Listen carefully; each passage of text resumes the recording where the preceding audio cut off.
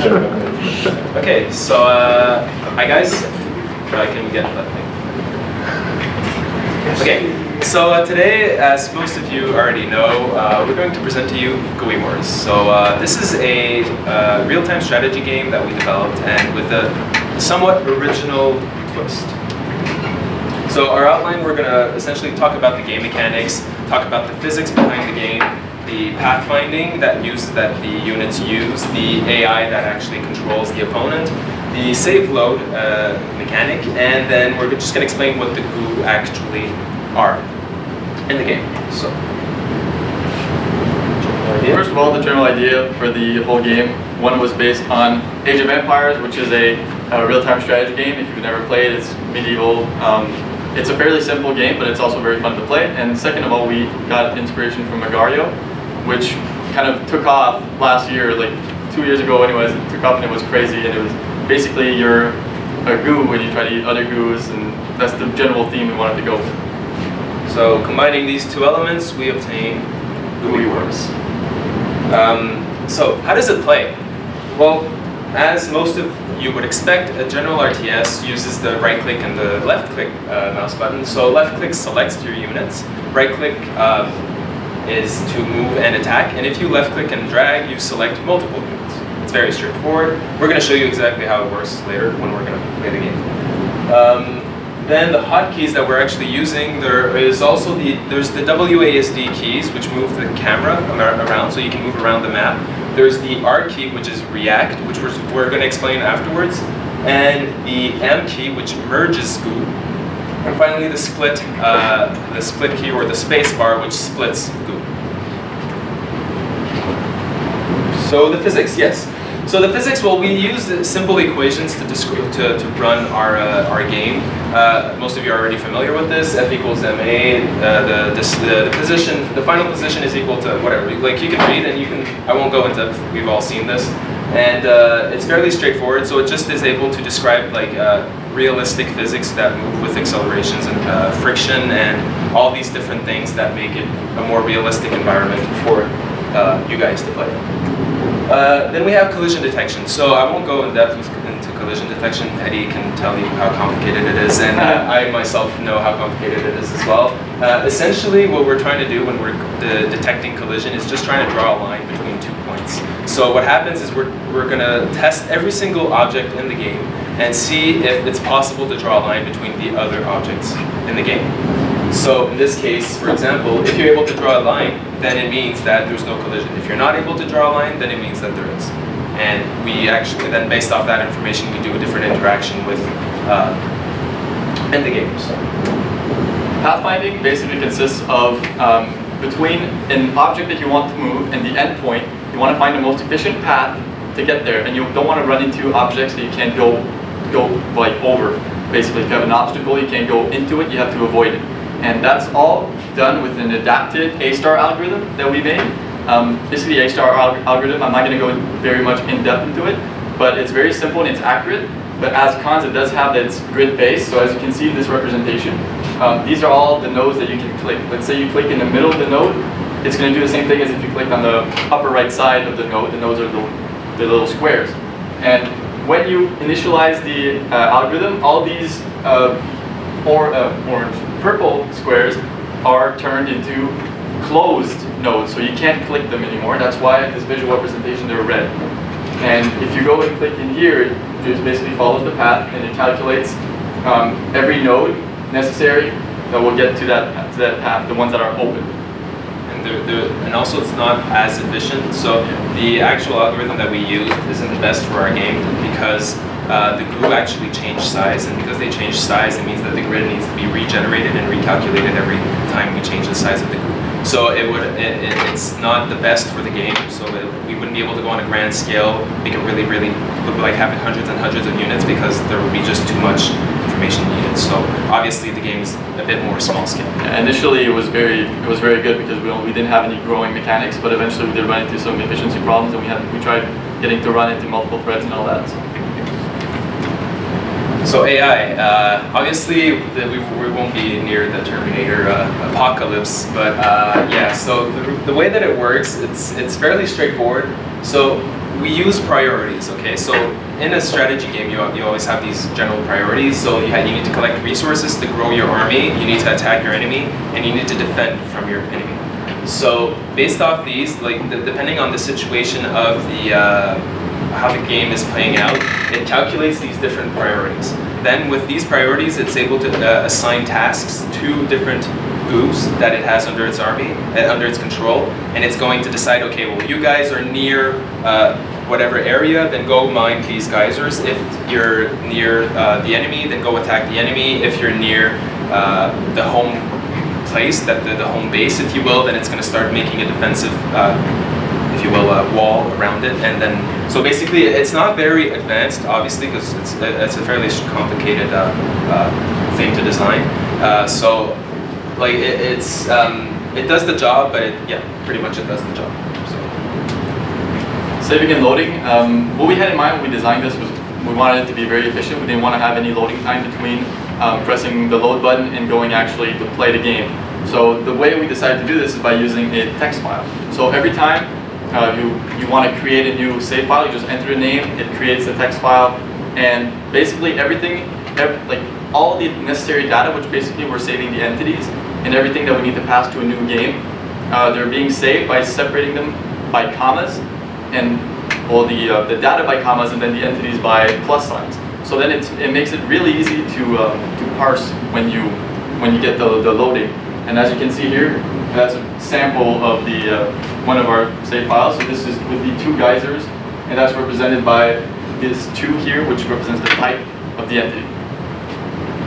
And like I said, loading, it's a progressive reading of the text file, and every time it reads a new entity, it adds it to the game box, and when you press start, everything's ready and you're able to start playing the game, and that's why you'll never see a loading sign like this one.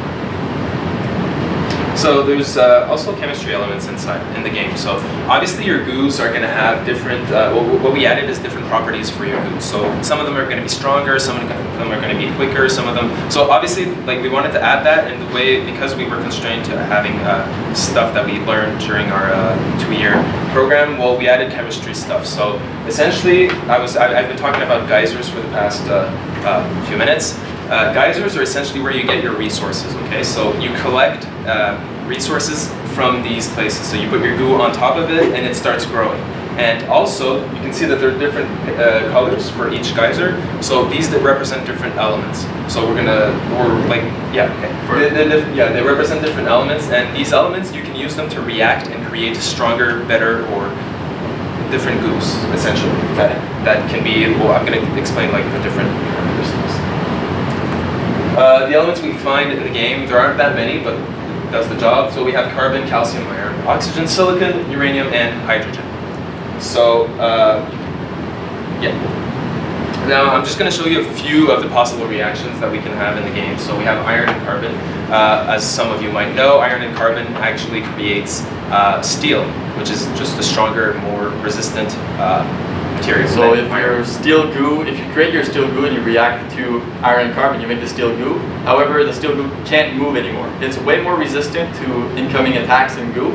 However, you can move with it. So there is a advantage with pretty much every goo that you're going to have. Then you have the uranium. If you collect uranium, we all know that this makes a nuclear stuff, so it becomes nuclear goo. So it has an impact around any goo that's near it. Enemy goos that are near it have a buff that decreases their size over time. Yeah, and even if you try to react and get rid of the nuclear aspect of that goo that was infected, it's not going to go away. In the fact that it's realistic, if you get contaminated by radiation, you're not going to get it away that easily. So you just the goo is going to keep degrading until it eventually just dies. Yeah, so you're basically cursed when you get only when you get radiated by nuclear goo. Then finally we have calcium and silicon, which creates calcium silicate, and all these reactions are somewhat based off the real world. Obviously, they're not as realistic as one would expect, and then you create fireproof goos with that, so they aren't going to explode when you're in contact with explosive goo. Also, I have a question for you. What happens when you add energy to hydrogen? Boom. So essentially, if you're not careful, you might actually end up doing reactions that are dangerous for your goos. So you got to actually know your stuff when you're doing these reactions. Obviously, it's a question of trial and error. But We want to punish, if you don't know your reactions, we want to punish you. So basically, if you try to react to goo that only has hydrogen in it, your goo explodes and you lose it. Yeah. So there's many other reactions to discover, which you can do when playing around with the game, and maybe one day there's going to be a wiki offline, and online you're going to be able to go and spoil the surprises, but for now we're not going to tell you. And yeah, so now for some fun, we're actually going to show you some gameplay.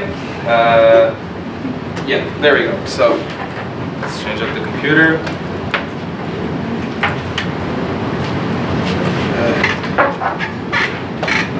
Okay, so let's start up the game.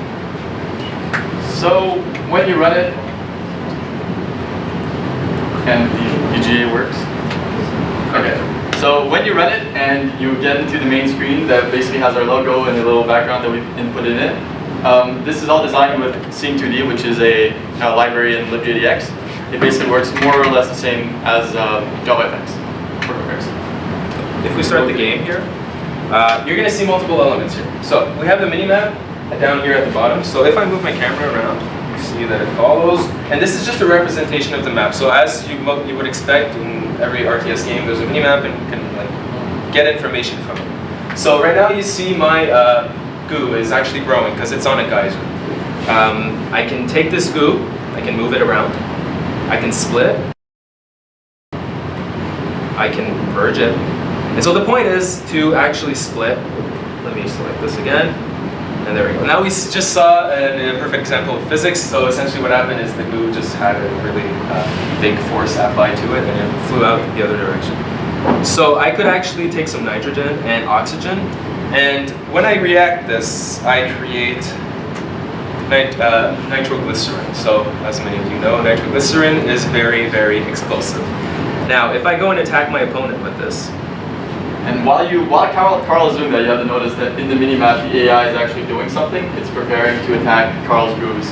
So you have to be conscious of that, especially during testing, because if we show something, if we get killed, then it's not really efficient to demonstrate our... So as you saw, there was an explosion, and now I lost because all my goos are dead. So I click on the map, I come here. I'm just going to exit just because I want to make sure that everything runs properly.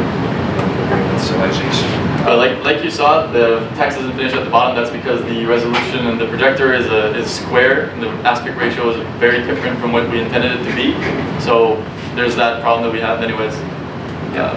So yeah, right now I'm just gonna play a little, and Matthew, if you want to explain some other stuff. Doing nuclear. Yeah. Okay.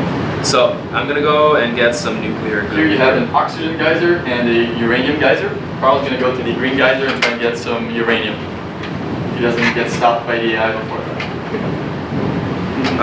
Yeah, so right now I'm in a conundrum, right? So what happened there? Okay, they're perfect. So I had hydrogen before, and now if I had reacted, it would have created an explosive, and they would have just exploded my goo. So right now I'm going to react, and I'm going to create a nuclear goo, okay? And it's going to go close to the enemy and try to eliminate some of the enemy's mass. As he gets close, you'll notice that the mass of the enemy goo starts shrinking, if you notice. Instead of growing. So essentially right now the enemy is cursed because I was able to actually radiate all of his goo, and he can't do much, and he's just going to dwindle and die after a while. Because you do actually lose mass more than you can regain it on a geyser. So there's no saving the goo, it's going to die. Yeah. Now I'm just going to finish him off. There we go. So I win. Now obviously again the screen is not very, it's just like the aspect ratio as we mentioned before. It's weird. And yeah, let me put this full screen. I'll load up that moment. Okay. So yeah, and here you also have these split and merge buttons. So essentially, if you want to split your goo or you want to merge them, then you can to play around with your army. Yeah, and then the save load demo. So as you can see, we have this situation here, right? And if I want to load a file, for example, I'm gonna come here. What do we have? Demo.txt. Okay. So I'm gonna load, and it's going to essentially load a different game. So as you can see, the map changed. Okay, so there wasn't this little swirly thing, and there weren't all these geysers here. So there's just like, we can actually save and load like different games and easily swap between different games. And yeah, also, Yeah, and like just to show you, I don't know if it's actually gonna fit here, but no, yeah, this one doesn't fit because like I said, the goo is too big, and the end point, which was the middle of the swirly thing, is going to be a closed node because the big goo would not fit inside. But if you split it, then it works because the grid is based on different squares, or different size of squares for nodes. So and we can't see the statistics down here, but we have a total mass, the mass per goo, and the number of goo, yeah, which basically update every second, or every fraction of a second actually.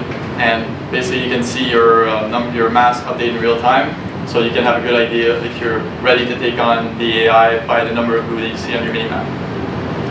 And before, also for the minimap, it's like Carl said before, it's a representation, but it's also a direct representation, as we take all the entities and every single aspect of the actual map, and we represent them under different shapes. It was a very weird calculation to do, but everything had to be scaled down and put into this far corner of the map. And basically, like you see, the goo are an actual downsize of themselves. The geysers are represented by green X's because we didn't want to make it too easy and make let's say a C for carbon and an FE for iron. We wanted to keep it challenging. You can't just look at the minimap and know where everything is. You have to actually go look. And yeah, the obstacles are just the purple squares as they are supposed to be. And finally, just so as I mentioned before, this geyser up here at the top has water or hydrogen. We just for testing anyway. So this is hydrogen, and if I react to this, and it just explodes. Yeah, they're group bags. Yeah. So thank you very much. Go ahead. Please buy our game. We're broke. Thank you very much.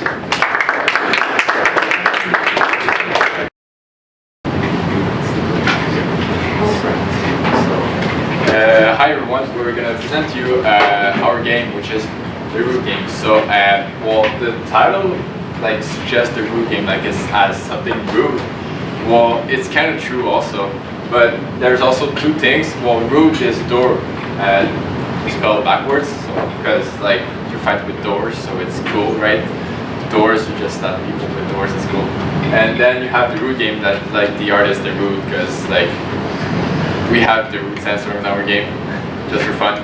So yeah, so alright, what can you expect in the game? The game is going to be, of course, a challenging game, kind of you can think a bit of Dark Souls challenging, because it's really tough to play. So you will need fast reflexes, and also you can expect some real physics, such as projectiles, which means you cannot change directions mid-air, which adds a little difficulty because everybody is used to being able to change directions mid-air. So our game is a side-scroller. So the objective is to complete the level by, you start at the left of the map and you want to go to the right, and there's a boss at the right of the map, and you gotta beat him. And there are 3 levels. So you gotta beat the same boss 3 times because he is very tough. And here are 3 levels. Our first level is kind of a grassland type area with a cave at the end. You can see the cave here. The rest you can't really see because it's too small. Obviously, the maps are large and not really high. The second map is a desert area with just normal sand dunes. There isn't too much to it than enemies. And the last level is a snow area where there is ice and snow, so the map is kind of more slippery when we're going to see about physics. And so you can just advance and stop moving, and you're going to start slipping, and you're going to stop very far away. So we implemented physics in our game. Of course, the kinetic equation, just like previous team talked about. There is forces. So when we want to calculate friction, we actually calculate the force output of an entity if it outputs 2 newtons to the right, and we add to that force the friction force to calculate the total force applied on the object, and that is how we calculate in which direction it moves using the kinetic equations with acceleration. So I'm going to talk about what programs and libraries we use. So first of all, as the previous team is using, we're using the GDX, which is a Java game library, which handles all of the OpenGL and everything that is like GPU related. So we don't need to like worry about like sending this to the GPU and that to the GPU. It's just like, well, here's the render method, which is called each frame, and just put everything there, and it's going to be called every single frame. So we draw all images at each frame. So it's not as efficient as one would think, but it's the only way that is actually possible, because we have so much entities, like about 200 per level about. So we actually need to update all their position at each frame. So we need to like draw them each frame. So it's not super efficient, but it's the only way to do so. Then we use basic programs such as Paint.net to draw our images, because we can draw at pixel by pixel level. So that's cool. You can do it with you cannot do it with normal Paint. So that's cool. Then we use Eclipse because it's the best Java IDE, right? And then we use Visual for UMLs because it's way easier. It's good to visualize. Now we have characters. So at the left we have the player. He's just there to smack people with doors and other stuff like that, so it's pretty cool. He's the one you control. He's the one, yeah, he's the one you control, and does kind of weird animations, because we didn't spend that much time on doing animations, but they're pretty cool. Then you have the black ghost, which just looks like 4 brown things, but since the background is like black, you just like don't see it. So he's cool because he follows the player like the white ghost that is below it, but he steals your items, so that's not cool, right? If he gets to you, he can steal one of your items, and only one, but that adds a level of difficulty to the game. Because the problem is you need to go back to the menu, and while you're in the menu, like creeps still move, so you're not like pausing the game while you're on the menu. So if you want to go in the menu and take back your door, well, you're gonna get like killed, basically. You have to go fast. So, or you go fast, or you secure the area and then take your door back, which is kind of lame. But anyways, then you have the white ghost, which just follows you and just like tries to kill you just by following you. Yeah. He has an attack move where he kind of teleports in time. You calculate in 3 seconds where he'll be, and he just jumps there. So sometimes he can miss you with that, or he can just instantly teleport on you and hit you faster. So that's a challenging thing. Then you have the yellow fire, which is next to the black ghost that we can't see, and the blue caterpillar. These two are pretty much like the same because they have the same things. First of all their moves are determined as random. So we use the random class by Java to determine what they're going to do. So they can move left, right, jump, or they have the dash attack, which basically doubles their speed for about 2-3 seconds. So the only difference between those two is that the yellow fire goes faster. So he's harder than the blue caterpillar. And then we have the pink rose, which is just like flying objects that moves around the screen, bounces in the edges, and splits. So when it splits, it creates 2 roses, and those 2 roses can split again to make 4. So the thing is, you want to finish the game before it gets out of control, right? Because otherwise you're just gonna die because there's too much. So if they touch you, you get hit and you're dead. So that's an added difficulty. So you need to like speed run while the game is pretty hard, and you get stole your items. So or kill it before it starts to split, which is hard too because you need like to aim your projectiles in the right way to hit it. Then you have the detective robot, which is kind of like the yellow fire and the blue caterpillar. It's determined at random what he's going to do. But the only thing is he can fire projectiles too. So that's more added difficulty, and he's really hard to kill because he's made out of steel. So he has more health again. Yeah. Here's our boss. So this boss, you're gonna meet him 3 times in the game. Well, he doesn't change in the 3 times because hard enough to just like beat. But he has random moves as creeps, so he can move left, right, jump. But when he jumps directly at you. So it's like kind of like insta hit. Yeah, when he jumps, we calculate what forces he needs to go and actually fall on you, so he cannot miss you. Then he has 2 other attacks. One is like to fart, so you hear a fart noise and then the screen starts rotating because you're dizzy. So and your controls are not inversed. Or get inversed. Well, as default settings, but we're gonna explain it like later. And his third attack is he starts rolling and hits a wall and creates fall up the ceiling. He makes creates fall.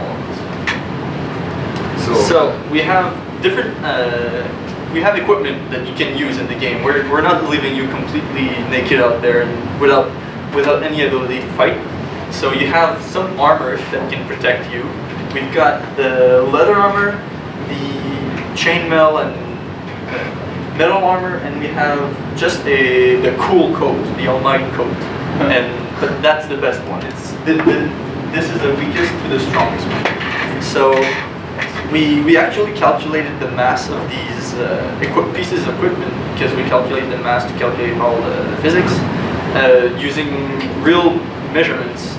So we use this volume of the sphere equation to calculate a helmet, and we half it to have like kind of a half sphere, and we deduce a smaller sphere from that, and we do kind of the same thing for the armor pieces.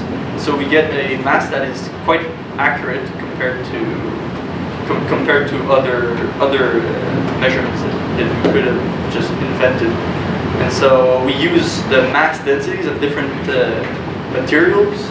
Like the leather armor, we actually went and searched what was the leather mass volume density. Yeah, mass density. And same thing for the armor. I think that one's aluminum, and the coat is just leather again. And also there's since again the background is black, we have black pixelated sunglasses on top of the shirt. But we can't see them, so that's kind of lame. But you're gonna see it in the demo.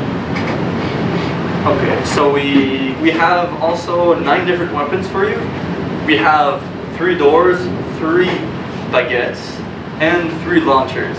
So the 3 doors are the wooden door, the metal door, and the almighty door, which is just the regular white door that everybody knows what I'm talking about.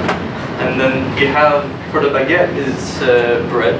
So you have a bread baguette, you have a metal baguette, and the last one is the French flag baguette. This one is better than the others because you have more range. It hits farther away. And then you have 3 types of launchers that launches 3 different kinds of projectiles, and you can hit enemies from afar with these. And so we also have consumables, which you can use, like potions, which increase your health. We have, this one is the potion. Here is the strength potion, which upgrades the number of force output you can have. So once you drink one of these, you accelerate faster when you move, and you hit harder when you hit the enemies, and you output more damage. This one is a max health potion, so let's say you had 200 health maximum, and you can't have more. If you drink one of these, you'd get 210 max, and it also brings your health up to max. So it's kind of the best potion you want that.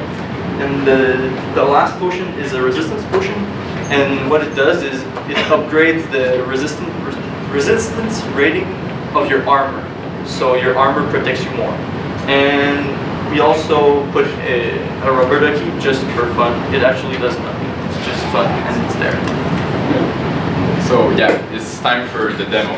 Yes. Okay, so here we can see the main menu. So first of all, our program is made so that the resolution is scaled up to every single computer. So as we can see, it's pretty cool in terms of resolution, right?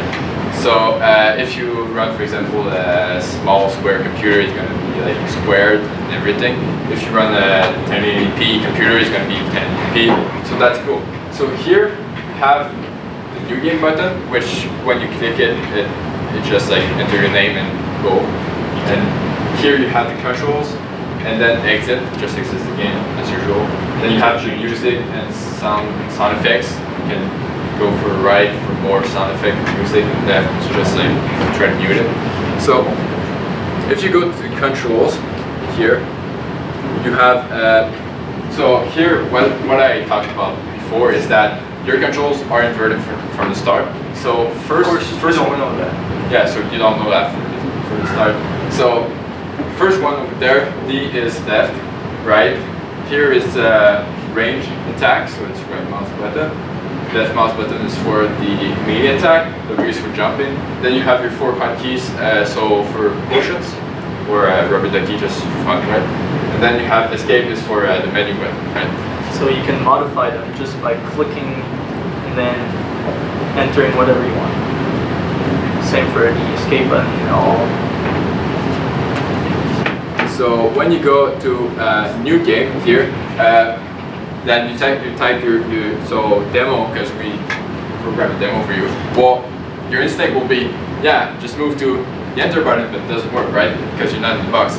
So what you need to do is enter demo and press enter, because well, we're like, well, we just need to troll our users, so right? This is not a button. It's just to say press enter, but I mean, you get confused. So you press enter, and here's the actual demo. So we have in the game, we have interactable objects, such as boxes here, the white box that you see, and so you can move them if you push on them, and it actually calculates the force output of your character, but for the added masses of both your character and the object, so the friction is higher and you have less speed. And so here you can see that the objects stack one over the other, they don't fall through. So that's good. And you can even push a box that's on top, and you'll see it falls in a projectile motion. This one right there. So as you can see, physics are enabled. So next demo.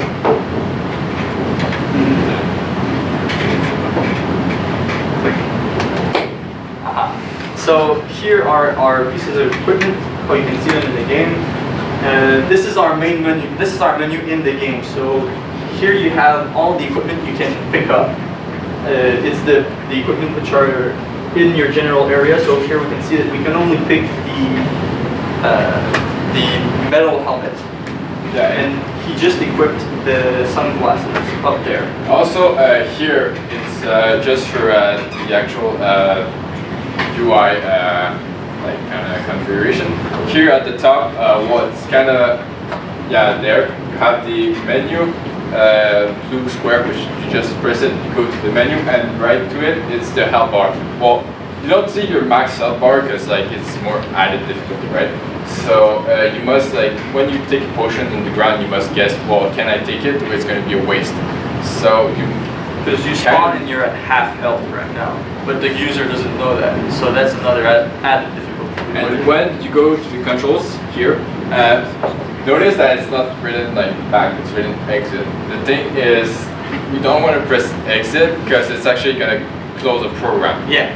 So you need to just press escape. Escape again. You gotta know that. Also, so in the menu, we're just gonna explain what is what. Here you have your head pieces of equipment. Here's your body pieces of equipment. Your melee attack, range weapon, which are the launchers, and your 4 hotkeys in order, which will appear here. We'll show that. And you also have the 2 sliders, which are really small, but you see you can use them. They work right here as you'd want. So here you can change the equipment, and Oh, right. I clicked on the wrong thing. Let me just. Come on. Yeah, the touchpad doesn't work well. It's like Oh, okay. it works like when The touchpad has problems. Well, okay. Here we are back at where we were. I can equip armor if I want, and go here and equip some more armor. And as you can see, my character actually has them on. But when you put the door, of course, the door is just so huge that it kind of blocks the view.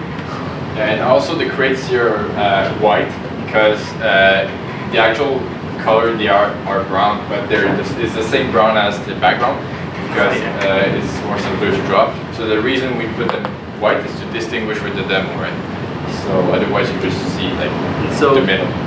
Here we can see the different doors you can have. You can have this door, the almighty door, and they all have the same kind of animation. You have the baguettes, which you kind of slap people with it. And this one has more range. You do ninja tricks. Yeah. And here are your potions. As you can see here, you can go over here, pick them up, and they appear in your hotkeys. They also appear down here, and they're in the order that your hotkeys are presented in the controls menu. So 1, 2, I almost got So you can press on them and upgrade your health here. And as you see, the health bar went up. The max potion right here, it goes up all the way to max health. And the rubber ducky. Of course, we can't miss that. Does nothing. Yeah. And here's the first creep that we see. Do you want to do it? Yeah, sure. So it's random, right? So we cannot predict where it's gonna go, right? So if you want to stand like here, you see it. We just saw it jump. The other one. So if you want to that might dash. just stand there, just next to it, you're gonna find yourself like kind of in a dangerous situation because you don't know where it's gonna go. So and the thing is, it can also dash, so it might take you by surprise and go faster than you would expect. Yeah. Okay. If we pass on to the next level, so here's the yellow fire. So you see, it's much faster than the other caterpillar, and see that's the dash attack right there. So that's hard to avoid. And see now he found us and he tries to hit us. Oh yeah, and by the way, for the demo's sake, we're in God mode, which means we cannot be attacked by creeps. Yeah, just so you don't die. So it's easier for us to demonstrate for you guys what is the game. And the yellow fire has kind of a detection range, as you can see that. When he was right here, he kind of knew you were there, and he tried to go in your general area. He kind of follows you a bit. So the next creep, if the button works. Oh, okay. So we spawned 2 creeps right there. That's the Deku robot right there. He shoots books, as you can see, and the projectiles work in the motion. And you have the black ghost right there. So if he touches us, we're gonna lose part of the equipment. Now, see we died from projectiles there. The projectiles are not. We're not in God mode against projectiles. And here is the pink rose. So if we just let it run, you'll see that it eventually just splits in multiple times. And so yeah, your point is to try to kill it before it splits too much, and you can't kill it faster than it splits. Yeah, that's that. So that's it for the demo. Yes. And so here we went to the bathroom. So here's our fat bacon number, right? So this is kind of the boss fight. So that was the jump attack, which just like jumps at you really fast. So it's like kind of a surprise attack also, because you're not expecting that. So he has a funny walking animation too, because I mean, just the name Fat Bacon Lover is just funny, so we needed to add like more funniness inside it. So that's cool. Then that's his that's his roll attack. So he starts rolling and going towards the right wall, and you're gonna see it's actually gonna make crits fall. So here you have crits, and as you can see, they're not white as in the demo, and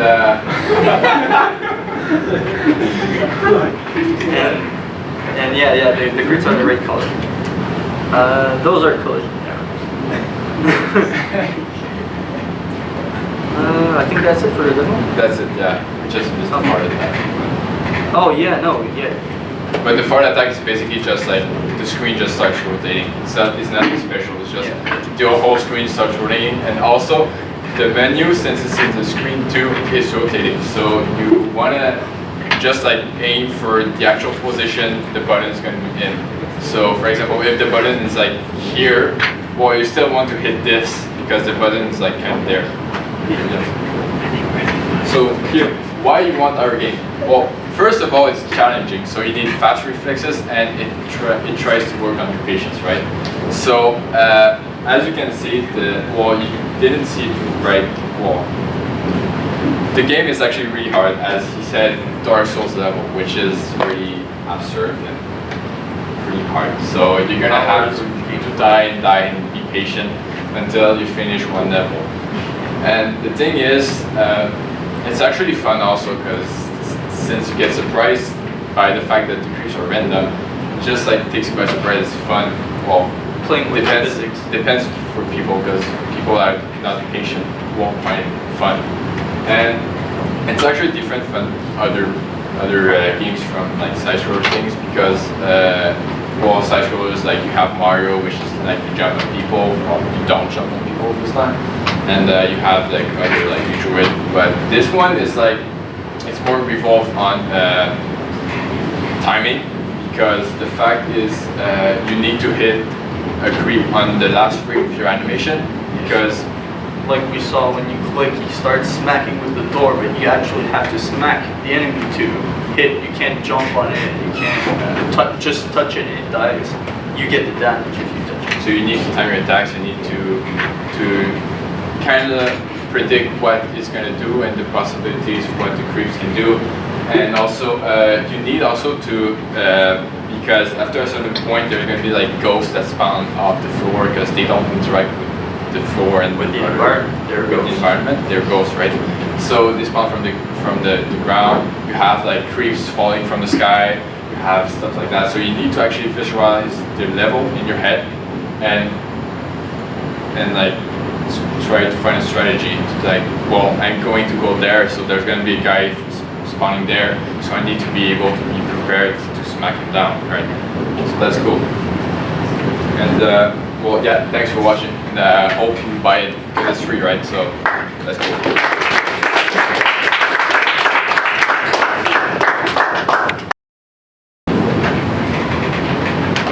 Hi guys, my name is Rosie. And I'm Jonathan. So we're going to present you our project.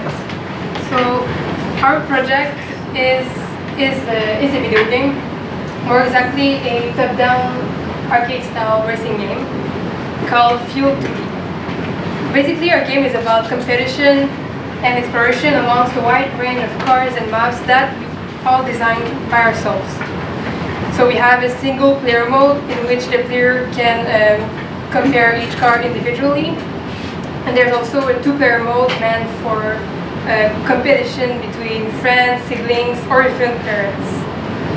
So the main feature of our game is the fuel consumption. Each car has a unique fuel consumption and a unique fuel tank.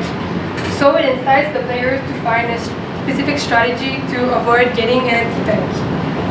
You will see how it affects the gameplay when we will show you the game itself.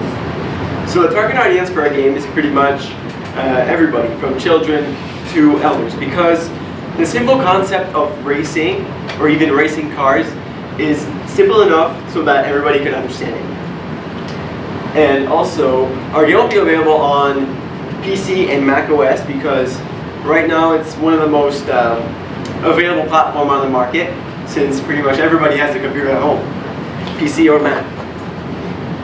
And so for the tools we used, we start by telling you guys that we used, just like the two last people, libGDX. So libGDX is a game development application framework.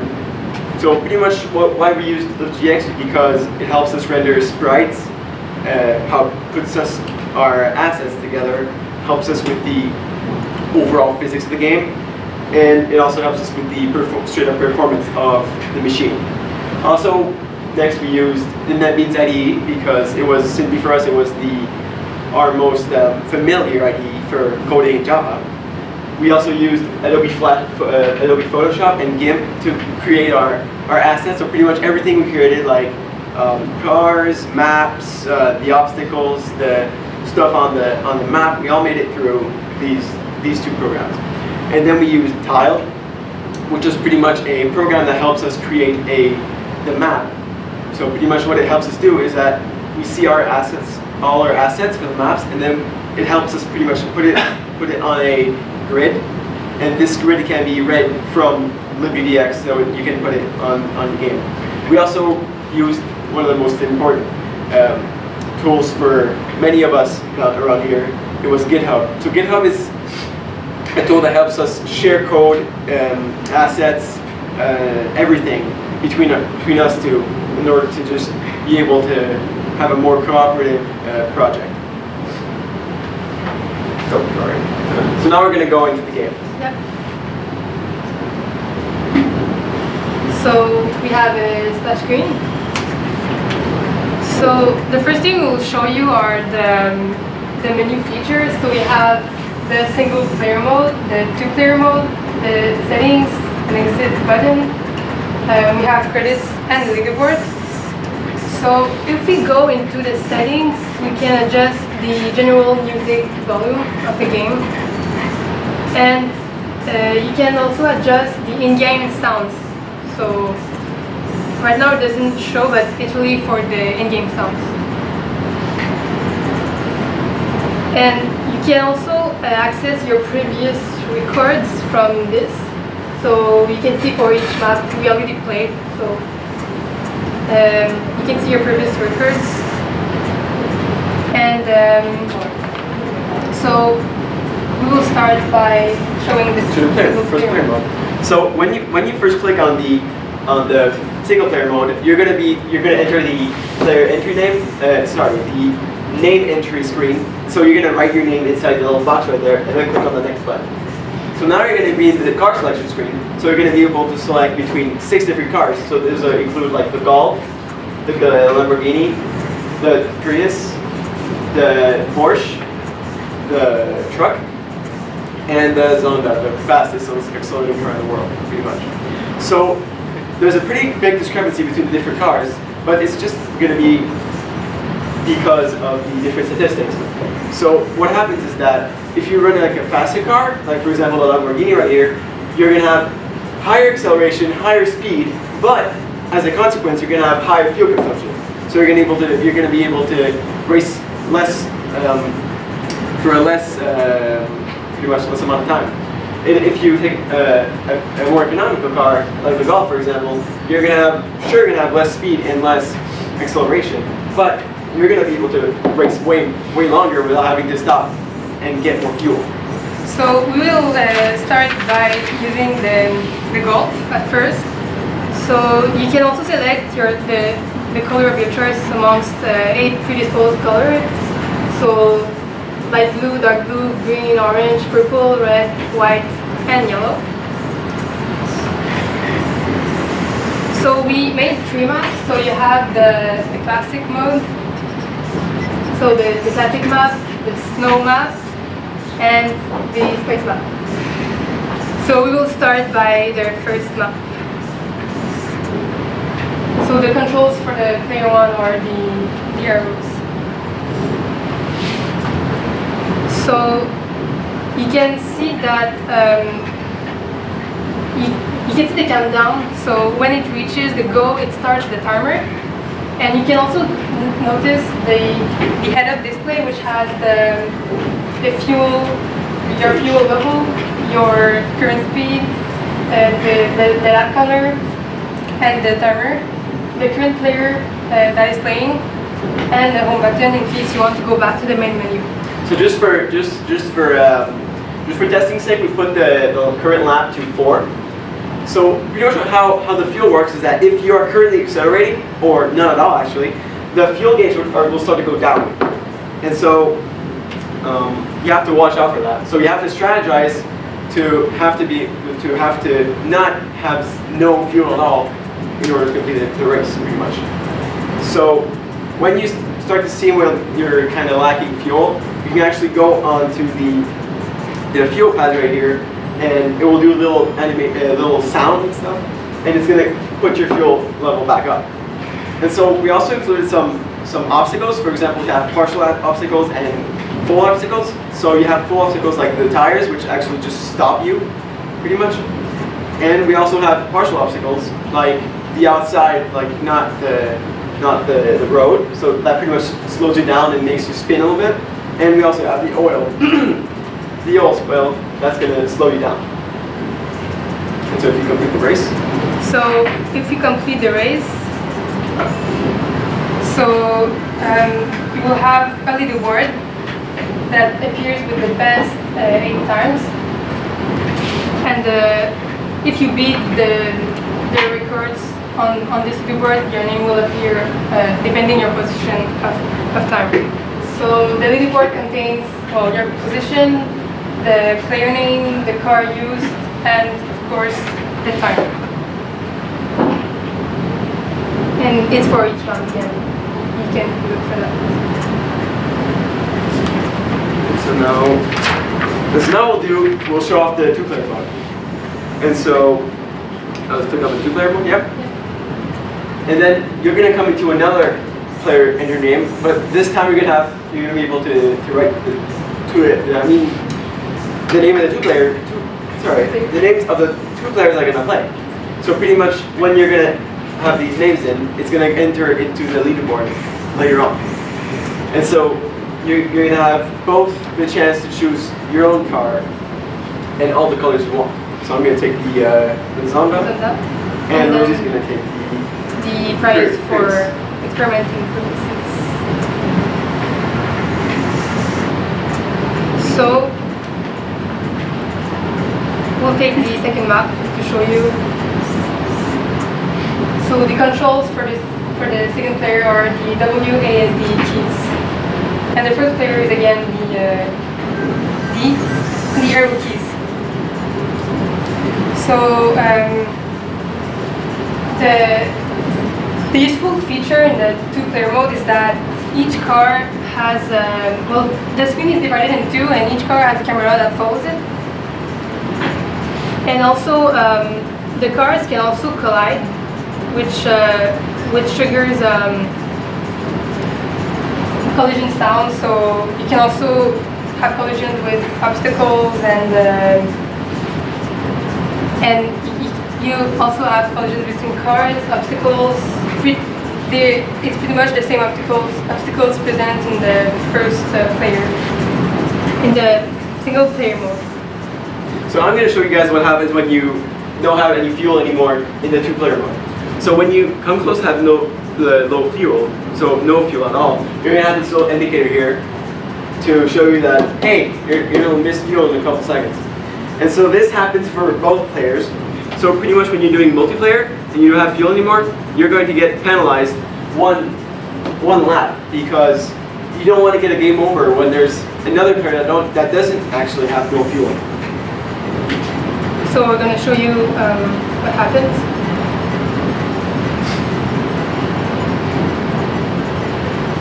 So we're going to show you what happens when you actually finish. So you can see the collisions here. So the cars actually collide together, and I don't know if the camera hears it or not, but it actually makes a sound. Can you put it louder? Yeah. Oh. Yeah, sure. Yeah, sure. And as you could see, the lap was at 2, but since Joe missed The penalty. yeah, since Joe missed fuel, well, it added a -1 penalty, so it was at 1. But then he crossed the line, so it came. So we're gonna go back to the menu using the home button, and then, for example, if we look back at the leaderboard, what would have happened pretty much was that our 2 names would have come in here in these guys if you would have had a good enough time. So they're all of order compared to the time.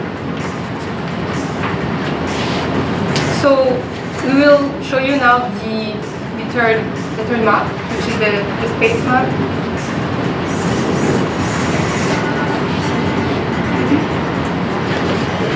So again, I'm going to choose the Zona because it's the fastest car in the game. Take the green one. Looks nice. It's the fastest, but it consumes a lot.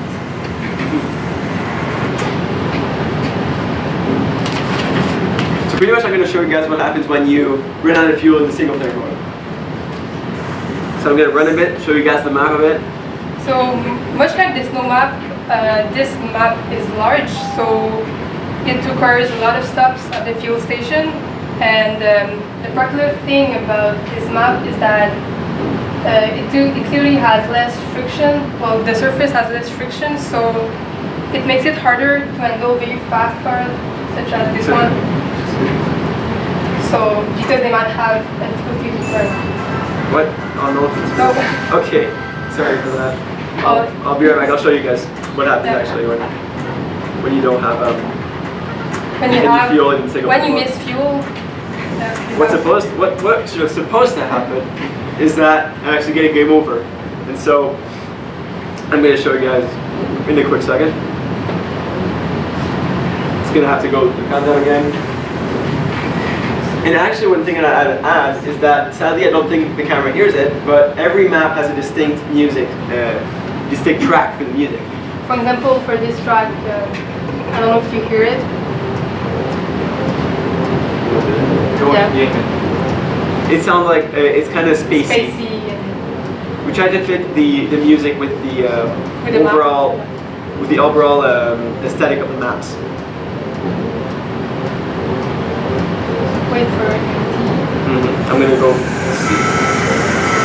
So you yeah. can actually see outside that it goes that. And when you're low on fuel for the single player mode, you actually have an alarm that sounds off to tell you, hey, you got no more.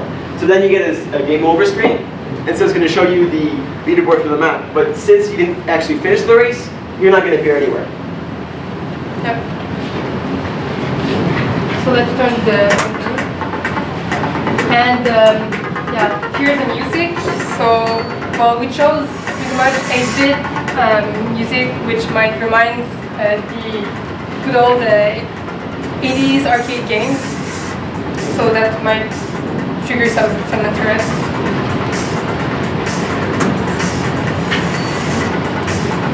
So yeah, we can include the music too. Then we go back.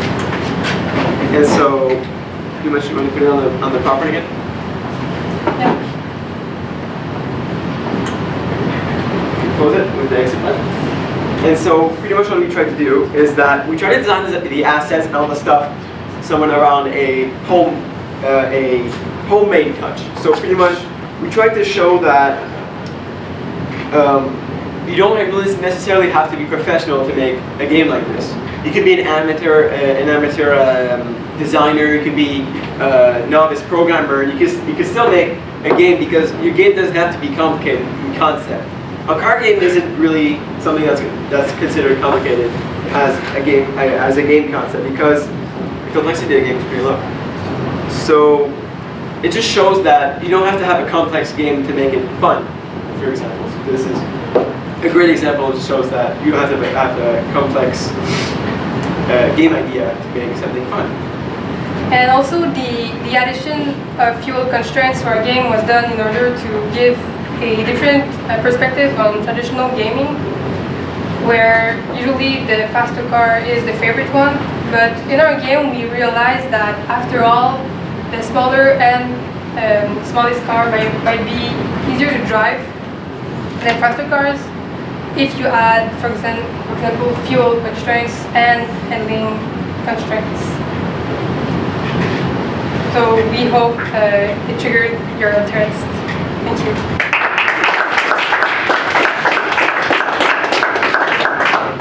Sign your life away.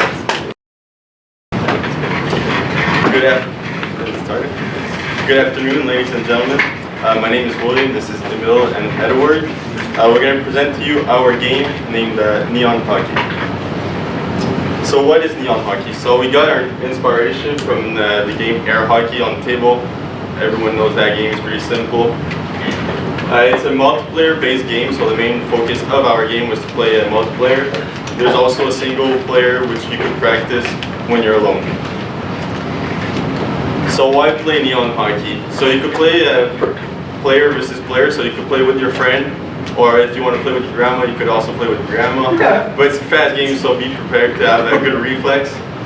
So the goal is to challenge your friends, and also it's simple and easy to play. You don't have to know the rules, there's basically scoring the other goal.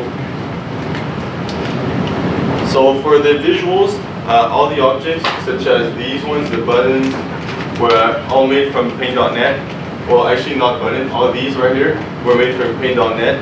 So they were saved as a PNG, so there was no outline. So you only get the, like for this one, you only get the black, not the white around it. So it would look nicer when you put it in the game. For the visuals, we use JavaFX for the button like this, and also for the list.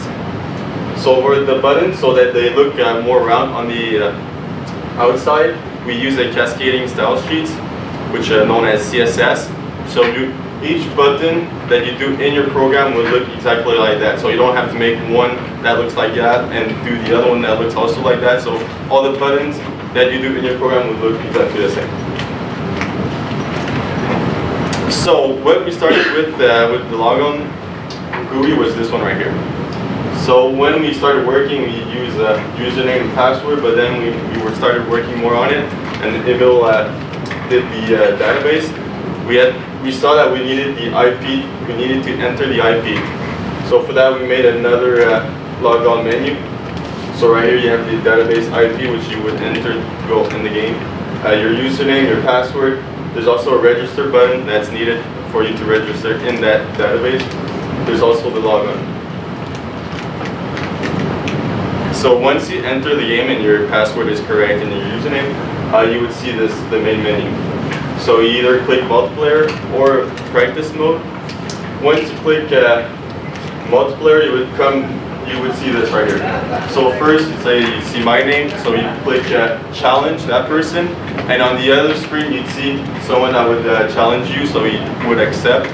And once you accept, you go to this part right here, so that the game would start, and you would play. The red is the first player that challenged you, and the yellow is the person that got challenged. So there's also the icon on top, which is option. You get to choose from different boards, which I will show later. You also get to choose turn off the music if you don't want no music, go to the main menu, or quit the game directly from that. If you press from the main menu, the practice mode, you would enter here. So basically this is where the puck would be launched from, and you would not see the puck coming from. And the goal is to protect the red line. So if the puck, which is the green one, would hit the red line, your score would go to 0. So your goal is to hit as many pucks away from the red line to increase your max streak. So as I said earlier, these are the various boards you could choose from. So there's the negative color. There's also this one, which is pretty neat, which is a transparent background. So you would see what is on your computer on the other side of the game. It could be confusing if you have another game playing, maybe, or other stuff. There's also the rainbow one. There's the original, which is only blue, and the black. And to show that all the boards are the same for like multiplayer or single player, the only thing that's different is that you would add this little image right on top of the first section, so it would overlap. So the puck would be over the board, but under the practice mode. So everything was made in the main GUI manager. I'm not going to explain all that. It's just to show like how many stuff was exactly in that class. So there are all the variables, which this is actually the UML for that class. There's a lot, and these are only the little methods. So there's some methods, for example, the multiplayer mode. So when you click on the button, it would give you that. The set yellow score, the sound GUI. So the sound GUI is basically just the image. It would make it on the main menu and also on the match browser. There's also for the list view, as you saw with the challenges, each one is made out of a HBox cell, which you have the label on one side and the button on the other side. So, since it's a hierarchy game, it uses the mouse a lot. We thought about maybe using arrow keys as well, but we found it was a bit too awkward. The mouse is really much better. Also, this is a real-time game, so if you're playing, you're really playing. It's not turn-based. You need to be on the computer at that time. However, multiplayer is really something we thought was essential. I mean, we do have a practice mode which could work as single player, but multiplayer was really the main aspect. So we figured out we need more than one computer to make this work. We can't just plug 2 mice into one computer. That doesn't work. So we decided to opt for a server-based infrastructure to manage both in-game information and the campus. For that, we decided to use Credit. Credit is a library which serializes objects and sends them over the network between either a client or a database. So as I said, since this is a real-time game, we need something that's really fast and efficient. So we couldn't just use the standard JavaFX serialization to, let's say, a text file and then send the text file over the network. It would have been way too inefficient. Corrado serialization is, first of all, much faster and also manages the buffers. Automatically, which is quite good. So instead of having a buffer to the file, you have a buffer directly over the network, which just removes the whole file step. So they're much faster, and it's also done automatically every time you serialize. So when it comes to the actual server part of Credit, the net part, this is just based on IP. This is something really useful for us because IP is something. If you really look at how it's made, it's like a huge forward-looking theory. Lots of stuff, and I mean, we can rewrite that whole thing. It's really more convenient to use something that already implements it. So, using Credit allows us to easily manage both clients and servers and connections between these clients and the database. It supports more TCP for more accurate data solutions. So TCP is a protocol that's checked.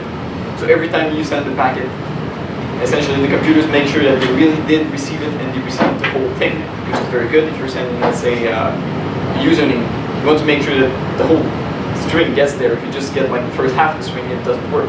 So TCP takes care of it. However, if you want to have fast communication, it also implements UDP, which is just, it's not checked, and it's just like throwing lots of packet at the client. And whatever the order is in, it doesn't really matter, it's just much faster. So finally, Credit also facilitates identification, which is something I'm going to talk about a bit later on. When it comes to transmitting information, as I mentioned, you can transmit a string, but you can also transmit any kind of packet, which is just any object you can think of or make, actually. So what happens when you want to transmit some information is that you're going to tell, say, the server to send the packet to the client. So what's going to happen then is that it's going to serialize the packet and then send it to all of the clients or one client. But the interesting thing is on the client side, because when the client receives it, it just sees that there is a random object. And you can make a custom handler, essentially dictate what action the client will do depending on the type of packet. So we have, for example, the game start packet, which makes the GUI start the actual game GUI. So when the client receives that packet, even if it contains no information, it just says, oh, this is a game start packet, I start the game. So as I mentioned, clients and servers can both push packets to each other, but this is a very different way to work with using methods. With methods, you can just call a method, which is what we're used to doing, but packets must be pushed from either the server or the client, so you can't ask for a packet. So just make sure that everything is continuously refreshed. You'll see in the demo that the player lists are continuously refreshed. Everything is always updated as soon as it changes on the server. So, when it comes to that actual server, database. The database is completely separate from the client. In fact, right now it's running on that computer. and the clients will be running on these computers. So the database just manages connections from multiple clients. You can have as many clients as you want on one database, it doesn't matter. Now, the cool thing this database does is account-based authentication, because we run a bit of persistency. Because since this is an online game, having a username that you always have is kind of useful. It allows people to identify you, and if you want to add extra information to it, you can also store it along with that username. So, the way the database handles this is that it's going to store a list of accounts, which are just, right now there isn't much inside of it. It's basically your username and a hash version of your password, then I'll explain that later on. And when you log in, it's going to match something called the connection ID, which is a thing Cryer uses, to your account. So this makes sure that as long as you're connected with that connection ID, the database will see you as this person with the account. But as soon as the connection breaks, it's going to log you out automatically. So people can just relog into your account by taking your computer and relogging with the same connection. It really has to be a new logon each time. Databases also save that information by simply using Java serialization and storing this into a file. So, we wanted to make this quite simple to work with because, I mean, the database side can be a bit more complicated, but the client side has to be quite straightforward. So, connecting to the database is simply done by typing the IP address. If you want, you can also play it remotely. Like let's say I'm at home and I want to play it with one of my friends. If you use an external IP, you can do something called port forwarding on the database router. And this is going to do all the job for all the clients, so it's really safe. From the client standpoint, it's the same thing. You just need to input a remote IP instead of a local IP. Also, a thing you can do with Cryonit is run multiple clients on the same program, which is going to be useful when we run the game servers, which we'll show in a moment. Because we want to keep that connection to the database. As I mentioned, as soon as you break the connection, it logs you out. So it needs to also keep the connection to the database while being also connected to a game server. So, that authentication that I was talking about. Essentially, it just stores, as I mentioned, something called an authentified connection list, which matches your username or your account with your connection. Each account has a username which is unique, so you can't have the same name as someone else. And the password, which doesn't have to be unique. You can all have the same password if you want, it doesn't matter. As we've seen in the GUI, accounts can be created by the client, just by pressing the create account button. And for added security, every password is hashed right on the client. So this means that what you send over the network cannot be used to get back the password. In fact, even if I have access to the database, I have no idea what your password is. There's no way to go back to the password from the hash version. But it goes to the same thing every time. So when you log in, your password is just going to work. The clients are actually much simpler than the database because, as I mentioned, they pretty much just respond to the packets. They will keep a local copy of the player ID, which is the object that has your name in it, has your IP. But they don't communicate directly with other clients. Everything is done through a database. So this means that if you want to send, let's say, a challenge request to someone, you have to send it, first of all, to the database, saying, hey, I'm Emil, I challenged Edward, and then the database will forward this to both me and Edward, saying, hey, Emil and Edward, you can start the game, since someone accepted the challenge. And also, for the actual game server,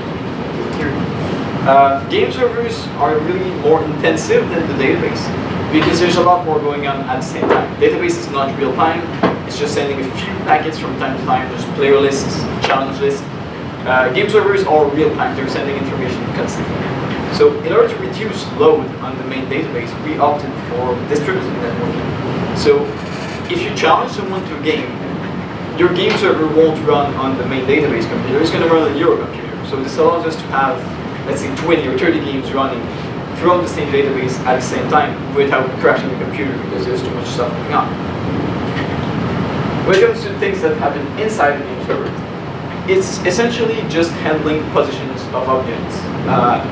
Eddie is going to talk to you about physics and how it's handled on this game server, but essentially what it does is just receive location information from the players and send it back. Now, the whole physics engine part of the game works using vectors, which means that when you get the locations of the players and their pass location, you can make speed vectors out of those. And with those speed vectors, you can do vector projection. The useful thing about vector projection is that it tells you how far a vector goes in the direction of another vector. For collisions, that means that you can know how far the puck is going to go towards the player or towards a wall, and using the formula written right here, you can figure out if they collide. The distance between this being the distance between the two players and the other. Now, the collisions of the pucks and even of the walls are totally elastic collisions because we don't want the player's mallet to move back once it's hit, and obviously for the wall, you don't want the wall to move around while you're playing. The speed at which the puck goes and its direction is by using the distance between the two and using its normal. So that way, it goes in the direction it collides. You don't want it to go floating all around at random places. For the wall, it's simple. Again, it's a totally elastic collision. So if it hits it from the right, then it's just going to invert the X part. And for the practice mode, we added a whole new set of rules because of the reason practice modes exist. Well, you can use it to have fun while playing our game alone, or if you want to wait for another person to get on the game. What it really helps is to get better, which means that it needs to make your reaction times faster and always keeps the player on his toes. To do that, we've made that the puck starts from different locations and goes at different speeds, which means you won't know exactly where it'll hit on the ground or where it'll come from. That way, when you try to make your hit streak and your max streak higher, it won't be by keeping the mallet at the same position all the time. Now we're going to give you a little live demonstration of what the game looks like. So I'm gonna call this.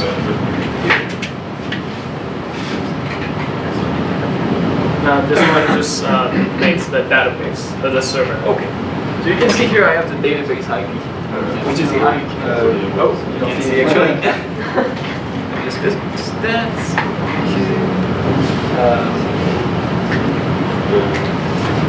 Well, that's weird. Yeah, we're at exactly. It's good. Apparently the computer crashed, which is fine.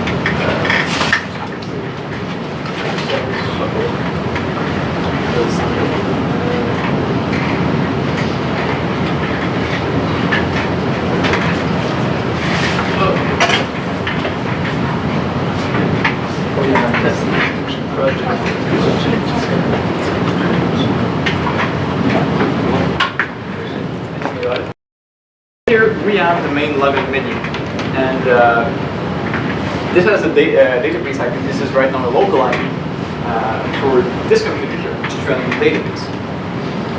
So I'm just going to enter a username. Let's say I'll place demo, and I'll just make the password demo as well.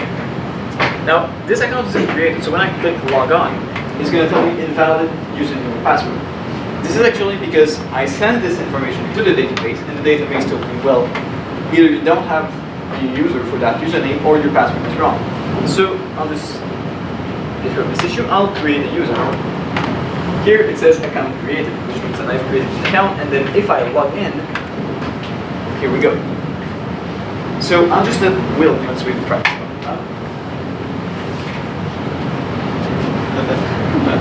Alright, so for practice mode, you have your mouse on the red. So as you can see, it comes at different places, different speed. This one is actually really easy. So there I missed this hit score, goes down back to 0. So there, you see, if you don't move, there's no point. You're not gonna get max hit streak. I mean, before we started, we didn't use the red line, so we only had the goal, and it was really hard just to make an algorithm to go make the puck like always go to the goal. So we just made a red line, which is a lot harder for the user and a lot easier for the programmer to make a program that works well. And I just want to mention that this here, even if it seems to be running locally, this is actually running on a game server. The server is obviously on the same computer, as I mentioned, it's distributed networking, but I'm just using the exact same infrastructure that would be used in a real game. So if you want to go back to the main menu, just click on the main menu, but before we go, I'm going to show you the different boards. So you get the blue board, which is the one we have right now, the black one, which is only black, the clear. So as you can see, everything is clear except the lines. So you don't want the lines to be clear also, otherwise you wouldn't see anything in your game. So there's also the inverse and the rainbow. So you get to choose between different boards. There's also the sound, which you can turn on and off, which we don't have. we have sound. Yep, we have sound.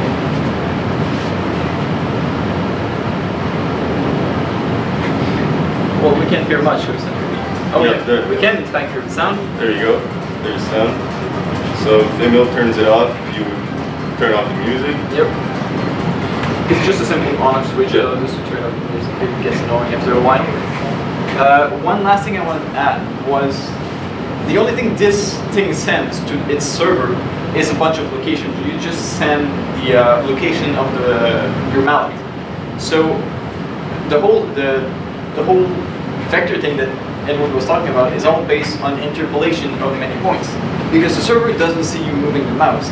It sees, oh, this packet tells me that the mallet is here, the other packet tells me the mallet is here. So between these 2 points, we have lots of interpolation going on to try to see where the mallet is going towards. So we can calculate what's its speed, probably what's its momentum as well, and all sorts of things. So now I'm going to go into the multiplayer, which is going to open the mouse browser. I'm already in the multiplayer mode, and now I can see that was here and send him a challenge request. So now I just received a challenge request, so I can either accept or I can even challenge him so he accepts, but there's no point in doing that. Also, if you don't want to play against him, you don't have to. For example, if I want to go previous, and I go back into multiplayer, his request is still there. So as long as he didn't accept another one, it will always be there. So once I accept, so since I'm the one that accepted the request, I'm going to be on top with the yellow palette, and he's going to be the one on the bottom. So play a little demo. There's also a limit, which is the green line. Your palette will not go further than the outside edge, basically. And if I let myself be gold, or if he lets himself be gold, whatever is easier, I'll hit bingo. You can see that the puck goes in the direction of the player who scored the goal, and it goes at a small speed, so that if the player is actually moving and playing the game, not just letting it go like that, he can just stop it easily. Yeah, so you always got to be there, otherwise you're going to score in your own net. So also, there are some people would maybe camp there, but it's actually hard, but it is possible to score if someone is staying right in front of their goal. Well, maybe he's going to try to show, but it's probably going to be hard. There you go, professional right there. I spent So- a lot of time on this game. If you just show the end game, So when I switch my board, also it doesn't change his. So if he doesn't want it clear, he won't get it clear. Yeah, in there. Now we're going to show you, our limit is 10 points currently, and we just want to show you what happens when someone wins a game. So we're just going to let ourselves be scored, Wait, or don't not. move. There you go. Just help him. Alright, so you could put back the music if you want.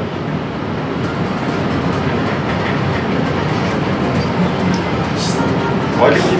come on in. Don't Okay, That was meant to happen. I wanted to go. Anyone to win? Okay, there's simply a second. So it comes back. I won't touch it this time. And now that I'm going to make my 10th goal, you can see on the bottom that it says that I won, while he lost because I'm the better player here. And after a little time, it brings you back to the main menu. So go on multiplayer. We're gonna show if someone exits the game. So oh wait. Well, you go on multiplayer because you have the screen.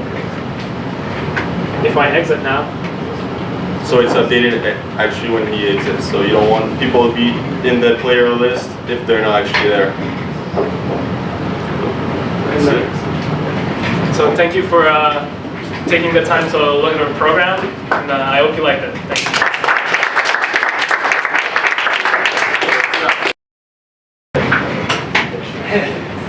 So, hello guys, my name is Nicholas, this is Nathan, and our project is called Space Odyssey. So, what is our project? Our project is an Android game. It is a single-player spaceship game, and the goal of the game is survive. The player has to survive a long time in order to get a high score that will be stored. So why did we choose to program on Android? Is because we wanted to program with something that we've been familiar with, which is Java, because of all the previous semesters. But we wanted to make something special. So we decided to program in Android, which uses Java. And but the platform is quite new to us. We never programmed on Android before. We only programmed like computer JavaFX and stuff like that. And we also were interested in mobile apps. And the game was quite fun to program. And you know, you can take your device everywhere. You can play your game everywhere. So some of the Android features our game has. First of all, we're using Android Studio to program this game. I think the most important part of our game, the most special feature is the sensor. Because our game, the way the player is controlling the ship, the main ship, is using a sensor called type orientation, which returns in a event listener method. It returns the angle to which the phone is tilted. Here you can see a picture. You have three axes, the z-axis, the x and y. But for our game, we're only using two variables. Since we're not using the z-axis, we're only tilting like this or like this. So since Android was quite new to us, we had to learn how to use XML layouts in our project. It was quite. It wasn't that hard to learn how to use views. It's the equivalent of paint in JavaFX. We also, for example, another feature is that we had to request the permission of the user to access their files to save the game. And obviously, we have the feature of saving the progress of the player. So, as I said, the goal of the game is to survive, but also to kill as many enemy bosses as you can. Every time you kill an enemy boss, you can access to the next level. Every level is generated, is random. The planets and the asteroids positions are random every level. The strength of the enemy ships and the enemy boss increases exponentially every level. You can upgrade your HP, your health points, your speed, your fuel, and your vision throughout the game using your score. These upgrades are permanent, but the prices increase exponentially. So as you go in time, the prices will increase. As you upgrade, the prices will increase. So it will be harder to catch up to the enemy's strength. since they gain strength exponentially. The player has HP, fuel, max speed, damage. Yeah, I forgot to mention damage and vision. No, the enemies have vision. It's a radius in which they see the main ship, and if the main ship is inside the radius, they're going to the AI is programmed to follow and shoot at the main ship. Yeah, so that's it for the features. Okay, so me, I'm going to explain all the space objects and the ships we have in our game. So first we have space objects. Those are the planets and the asteroids. The planets are big space objects. They have the gravitational force. It's the physics part that I'm going to explain after. But the small space objects, they are the asteroids. So when your ship flies in space, it has the fuel too. And as you fly, you lose your fuel. If you want to get more fuel, you have to kill the asteroids. And if you kill the asteroids, you'll get the fuel. And you can kill the asteroids in two different ways. The first one, you can fire a missile, and if your missile hits the asteroids, you kill it. Or you can just go to the asteroids, and if you hit the asteroid itself, you're gonna lose some HP, but you'll gain the fuel. So it's up to you what should be done. And the planets, you cannot shoot the planets because they're big and your missile can do anything. But if you hit the planets, you'll die, and the game is over. So the other type of objects we have in our game are the ships. So we have the main ships. So it's the main ships that the user has that he has to use to kill the bosses. Also we have the enemy ships. They're small ships that fly around the space, and on the map we have always the same amount of enemy ships. It's like 20, or it's about 20. So if you kill one, it doesn't mean that you're gonna have not 20 ships. Because if you kill one, in some other parts of the space, you have a new one spawn. And the same thing is with asteroids. So I did this because if you kill the asteroids and that's it, you're gonna lose your fuel, and there won't be a way to gain more fuel. So the enemy ships, they can fire missiles to kill too, and if there a missile hits your ship, you're gonna lose HP. Or you can also do the same thing as with asteroids. You can just hit the enemy ship, and then if your health is bigger than the health of the enemy ship, you'll kill the enemy ship, and your health is gonna decrease by the amount of health that the enemy ship has. And also, one special type of the enemy ship that we have on our map is the enemy boss. There is only one enemy boss per each map, and it's like that the enemy ship, but the only difference is that it is much bigger. It has more HP, more health, more speed, more vision, and it can kill you much faster. So if you just started the game, if you want to try to kill the enemy boss, you'll probably fail. So first you have to go around the map, you have to increase your score, and the score is increasing by how much time you play. So if you are playing more, you have more score. Using the score, you can buy the upgrade, and if you have like enough upgrades, you can kill the enemy boss. Now I'm going to talk about the physics. So we all know that this is a game, and we cannot do it like everything that can be real. So we have to do some exceptions. Like for example, the planets they're not as big as they should be. They're only about 10 times bigger than the ship, and the distance between planets is not as big as it should be. However, we tried some physics. So we had this gravitational force, and we use the formula we had included.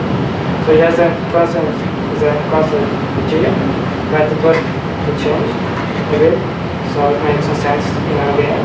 And the ship mass times the plant mass, and we divide by r squared. And also the mass and the mass is in the planet. It was found using this formula. It's rho p r squared, where rho is a density. Yeah, the density of the planet, and it's not the same for each planet. And the size of the planets are also not always the same. Yeah, so we're going to make a demo of the game.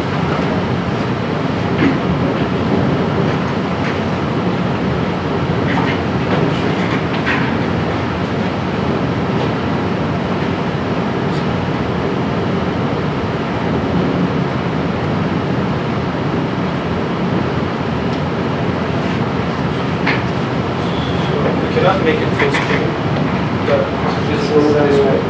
Yeah, so this is the main menu. So if you open the game, there's a tap anywhere to play. So if you tap on the screen, It's going to ask you permission to save on your it's phone. only the first time if you enter the game. If you do this, it's not gonna ask. Now you have the options. Well, that's the only option you have to make the game.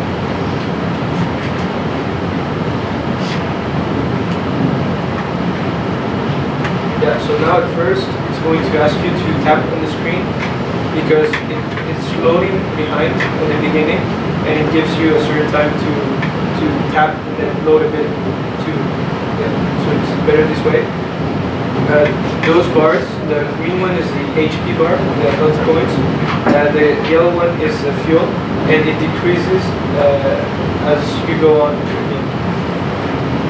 The square here on the top right corner is the map. It's the universe, and there you can see the planets and the enemy boss. On the left corner you can see the score, and it's going to increase also during the game. So on the map, as he said, you can see the enemy ships and the land, but you can at any time, because you can press on the map, and it's going to show you where the planets are and what upgrades you can do. So you can start the plane, and as you fly, you can see that there is an asteroid, and as you can see, your field gets smaller and smaller, and if you kill the asteroids, so when you fire a missile, you're going to shoot because you're close to an asteroid, but it makes a sound, and if you kill the asteroids, you see more fuel. So it shoots, and here you can see it has enemy ships. It's still up. And then, okay, so there you can see the enemy ships, and when you come close to it, it starts shooting. It stops and it starts shooting. But if you're not close, you just fly zero. So if they hit you so many times, so you can just explode like that. So this So this time you can see the planets are not in the same place as before. So at this time we try to play, and so on the big map you can also see the red dot. It means it points to where the enemy boss is. So if you fly to there, you can see it, or we're not close yet.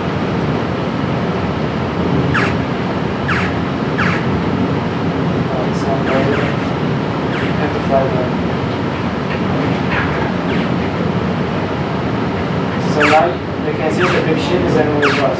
So if you can hit at least a couple of times, so you feel dead. So if you want to go also to the first fly around, you have to buy the upgrades. With upgrades, I can show you how you can buy. So when you start playing as a score, and you can see it goes up as time goes. And if you open the map, you can see that here we have 5 different options to upgrade. First is the HP, just an example. If you click on it, it's going to ask you, and if you want to buy this upgrade, so it's going to show you what is your current HP and how much you have if you buy the score. Shows you the actual score and how much score you need to buy this HP and how much you have if you buy it. So when you press upgrade, if I press upgrade, it's going to give me the HP. If you press again, and now you can see that it's auto, you have more HP. If you do another upgrade, you have even more.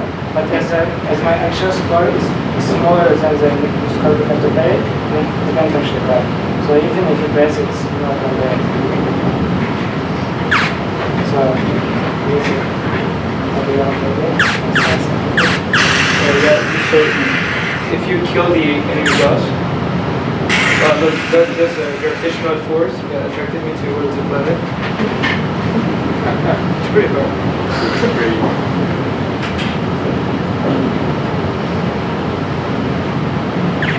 So there I see the boss.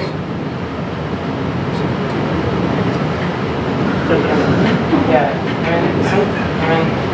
for the presentation, we made it so you can kill the boss with only one kill. So we can show what happens if you kill the boss. So now the boss is dead and we can proceed to the next level. So you just press So here, it's just going to generate a new map with random locations. but your score is saved, your upgrades are here too. So you just press. So you're almost dead, and now you're dead.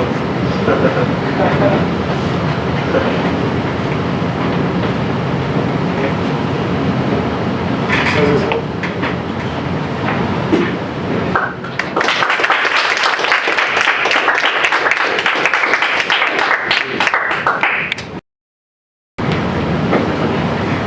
So hi everyone, today we're going to present to you an more advanced music player. It's stays part of 4, which is basically very simple and very advanced at the same time.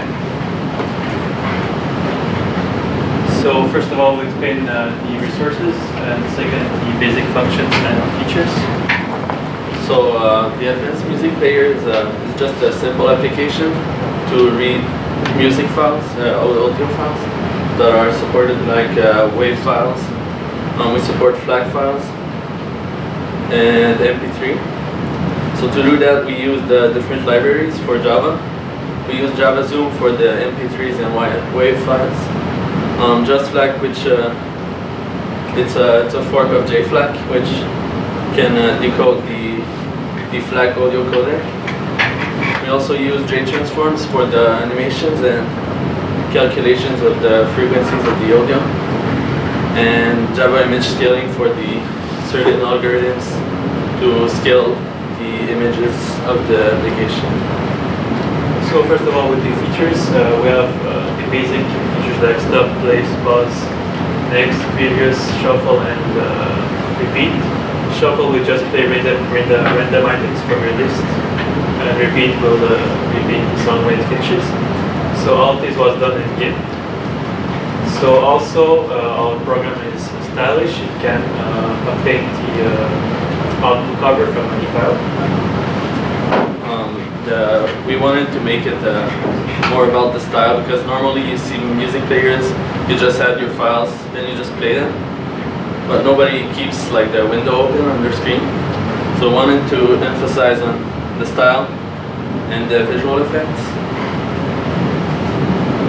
So we have also different color presets, different themes that change the whole program. And we also show when we run a file the spectrum in the program, so it looks nice. So also it's very advanced, we mean it can show multiple different information. So it's very informative. We have, it shows bitrate flag, it shows the bitrate, symbol rate, if it's 0 or mono, it shows also the current position of the file. Also, there's a separate menu for the artist, track title, album, genre, and date. So the 4 types of files that we support are MP3, WAV, FLAC, and OGG.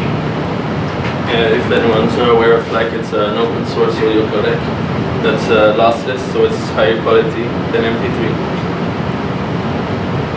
So also it's very, what do we mean by intelligent? Because when you play a song, you don't usually play a song in the background when you're doing something. So once let's say the song is done, it's going to skip to the next song, or you can also arrange your files by the title, by order, by queue order, and also it will never crash as it only works with the files that are supported by WAV or FLAC. It's also everything is smooth and efficient as every single animation and everything runs in multiple threads, so it's very efficient.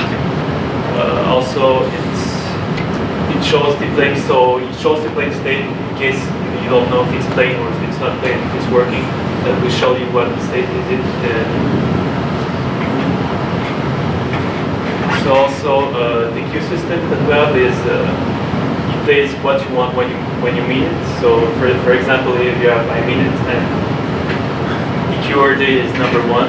So yeah, when you right click, you have the option to add the queue or to remove the item. So you add the queue, it shows 1. You add the queue, it shows 2. So when the song number 1 finishes, it will skip to number 2.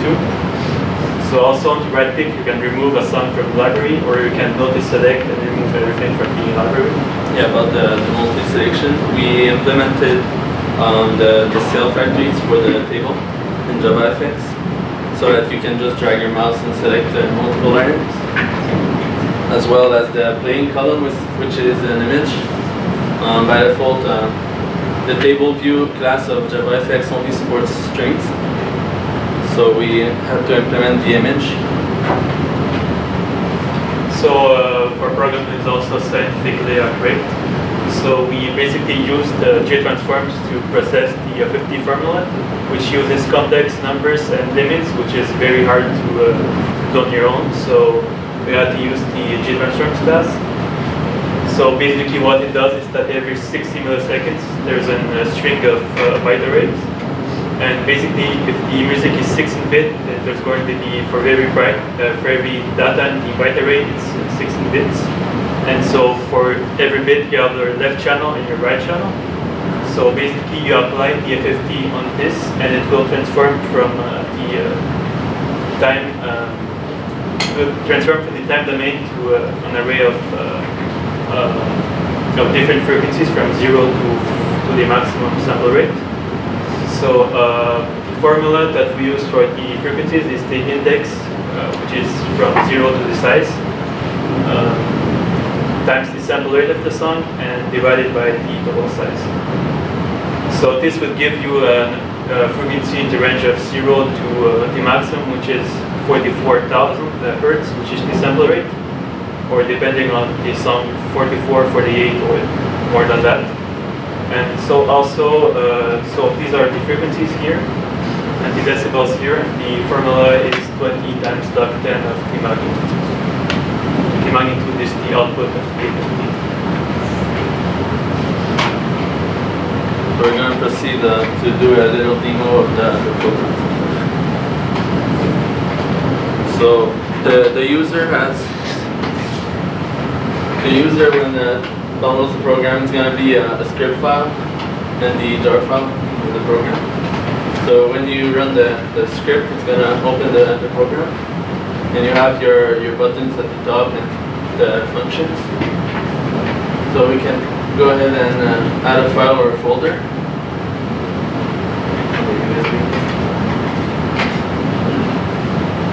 So you can select the files or multiple files. So as you see here, it only shows the files that are supported.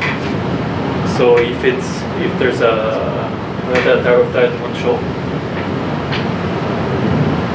So basically, if you had, so we can select multiple files, add them all, they're going to appear here. Yeah, you can also add a folder while they're already added, and it's gonna check for duplicates and remove them. if we add the same folder, it's gonna just gonna add the remaining ones that were not added already, and their progress bar to add them. Also, since the files they contain metadata, we only want to show the title that's in the file and not the whole file name, so it's cleaner and nice. Also, in the file option, we have the save and load playlist. So when you load files, it's gonna appear in the table, and you can save the whole table. And it's gonna open a window chooser and save the file, which you can then select and load again. Save the file. Now let's say you want to remove all the table. You can Control A and select all, and right click, and it's gonna remove all from the table. And you can just go to the previous playlist. We wanted to make the program as efficient as possible, so it's only we tried to just make it not crash and just play back for nicely. So also if we select the file, it's gonna show the album cover and the metadata that comes with it. So we want to play one. 1, 2, 3. I've been running from the pain, trying not to feel the same, but it's a shame. There's the volume bar at the top that you can change. Shaking in my heart. And the logo at the middle, it's dynamic with it interacts with the base. So when you see the base, it's at on the very left. When it goes up, the logo starts jumping. You can also, in the view button, so you keep it playing, you can remove the animated logo. So it's just going to remove it and put it back. There are 4 different styles. We have default, the atomic, the gems, and radiant. It changes everything instantly. Also, for precise the spectrum, you can open a new window for the spectrum. It's going to show precisely in a graph. So this is, we can explain how it works. So yeah, you have your lowest frequencies, which is the bass, from the high frequencies, which is the sharp notes. So when the bass starts bumping, it starts going up down. The lowest frequencies here. So Also from 0 to 60 decibels. For the functionalities, there's a stop button. Stop the file. Then you can play it again and pause and resume. Both with the same button. So if you play it again, it's going to just resume. There's the previous and next buttons. It's going to change. Every time you previous, it changes the spectrum of complete and goes to re-add the album cover. There's the shuffle and repeat buttons. It's a toggle button. Yeah, there's a C bar that just goes from one byte to another in the file and creates a new line from that line, from the position. And we have the shuffle, so it's going to go randomly.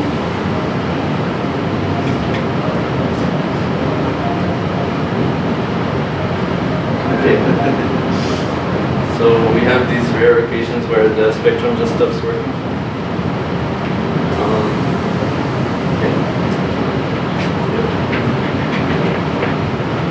There's a repeat. Just going to start it back just to make sure. Yeah, when you open it, it checks if there is already a playlist that exists. So it's going to load the whole list that was already there. There is just waiting for the spectrum. There's a repeat button which works. So it's just when you say next, it's going to stay at the same. So it's going to keep playing the same. You can stop it again. Yeah, there's the status bar at the bottom, which indicates, maybe you can't see, but it indicates the codec that's used. So here it's flat. There's the bit rate, so it's the number of bits per second of audio file. And there's the sample rate and the channels. So the files are stereo. And the current time, which updates in real time. So you can arrange also by alphabetical order or reverse, or let's say if you add the item to the queue, we short the item in the queue, then you add this item to the second position. So we start the first position.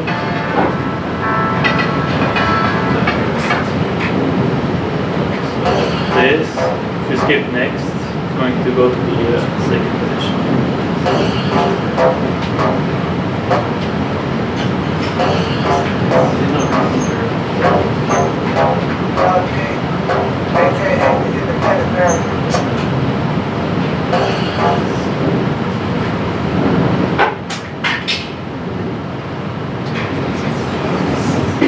So yeah, we had to implement the flag support, but because the basic player didn't support everything we wanted to, and just kept crashing. So we implemented the stop, the pause, and the C bar. And yeah, normally everything goes right, but there's also finally there's the about button which shows the developers and the libraries we used. Yeah, that's pretty much it.